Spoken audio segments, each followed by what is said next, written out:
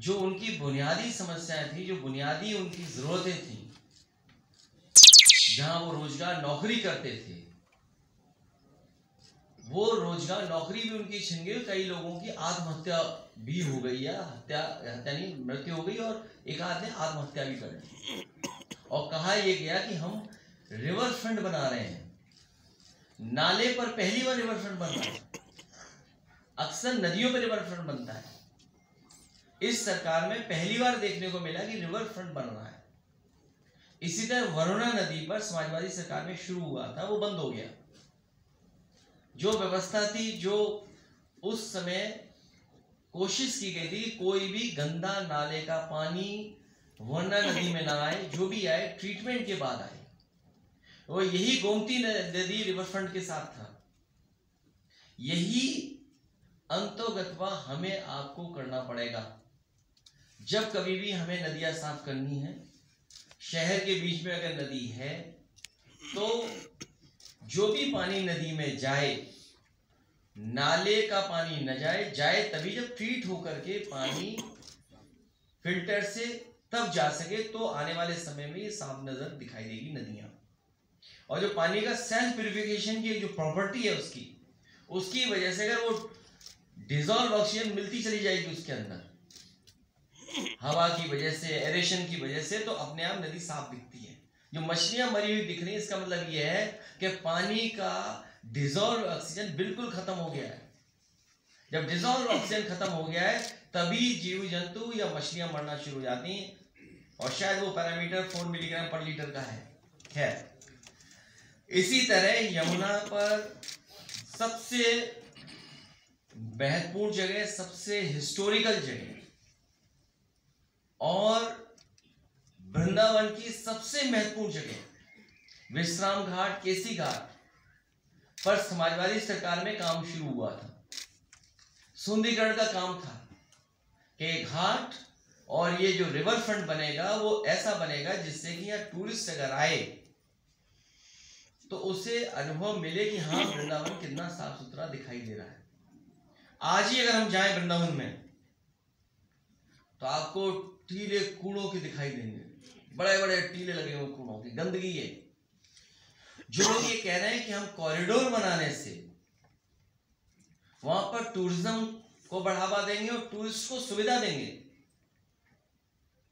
जिस सरकार ने, उत्तर प्रदेश के 9 साल की सरकार और दिल्ली की 11 साल की सरकार, 11 और 9 20 साल की सरकार में ना कांवड़ियों के लिए कोई ऐसा कॉरिडोर बनाया जहां वो सुरक्षित और पवित्रता के साथ व्यवस्थित होकर के चल सकें और उन्हें जो सुविधाएं मिलनी चाहिए वो सुविधाएं मिल सकें 20 साल के अंदर। और यही स्थिति वृंदावन की है। ये जो कॉरिडोर बनते हैं, ये भारतीय जनता पार्टी कॉरिडोर बनाती है, लेकिन उसके कॉरिडोर बनाने का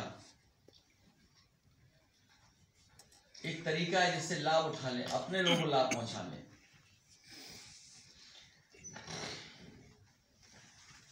जो कॉरिडोर बनाते हैं उनका लक्ष्य कुछ और होता है, दिखाते कुछ और, लक्ष्य कुछ और होता है।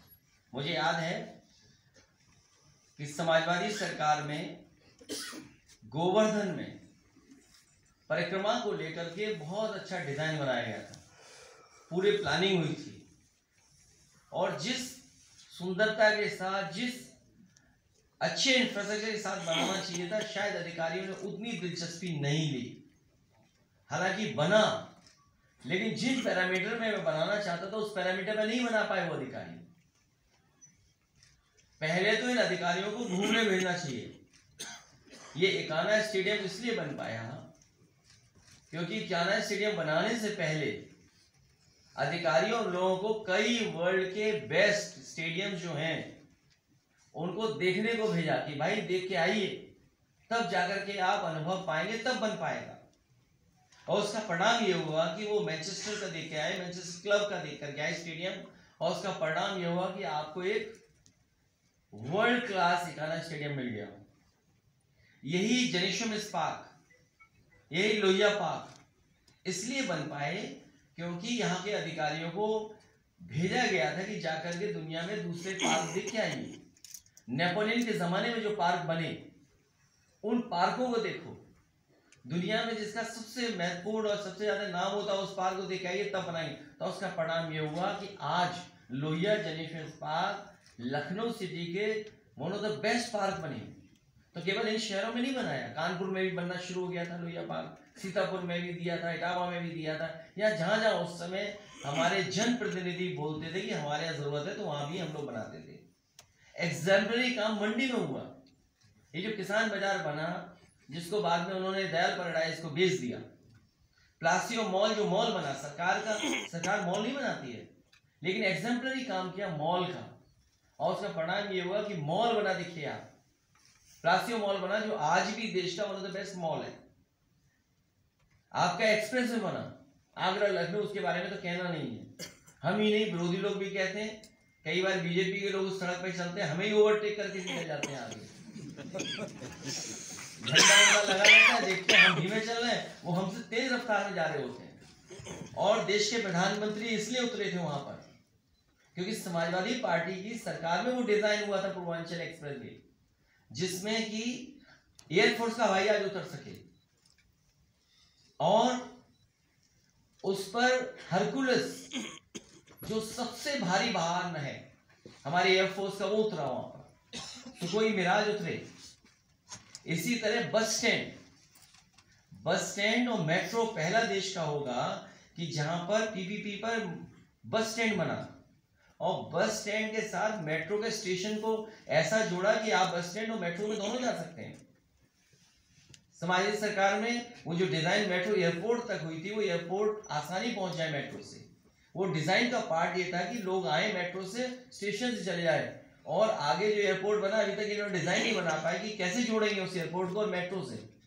अब अगर आप मेट्रो से उतरोगे तो पहले तो कम दूरी लगती थी, अब जो नया एयरपोर्ट बेच दिया गया है उसमें आप सूटकेस लिए घूमते रहो 1 किलोमीटर, तब जाकर एयरपोर्ट पहुंचोगे। तो ये डिजाइन फॉल्ट है। तो ये बात मैं इसलिए बता रहा हूं कि बीजेपी के लोग अक्सर ये कहते थे कि वेटिकन सिटीज अच्छा बनाएंगे, बीजेपी के लोग कहते थे वेटिकन सिटी बनाएंगे। आप में से पुराने लोग जानते होंगे कि जब बनाने की बात कहते तो वेटिकन सिटी का भी नाम लेते थे कुछ अपने भाषणों में, लेकिन सुनने में आ रहा है कि वो गुजराती मंदिर की तरह दिखता है। तो मेरे कहने का मतलब है कि हम लोग किसी डेवलपमेंट के खिलाफ नहीं है, लेकिन जो हेरिटेज है, जो हिस्ट्री है, जो लोग देखने आते हैं, जो एस्थेटिक है, उससे खिलवाड़ नहीं होनी चाहिए। और अगर तुमने पिछले 9 साल में क्या काम किया है इसका कोई हिसाब किताब देगा कि नहीं देगा। मान लीजिए जो समाजवादी सरकार में बनना शुरू हुआ था बोर्ड, उसका नाम बदल दिया इन्होंने, तीर्थ विकास परिषद नाम रख दिया, और अभी तक जो तीर्थ विकास परिषद ने खर्च किया है डेवलपमेंट में पैसा, उसका कोई हिसाब नहीं है। डेवलपमेंट अथॉरिटी ने जो खर्च किया उसका कोई हिसाब नहीं है, और जो संस्थाएं और जो विभाग है जो पैसा खर्च किया उसका कोई हिसाब नहीं है।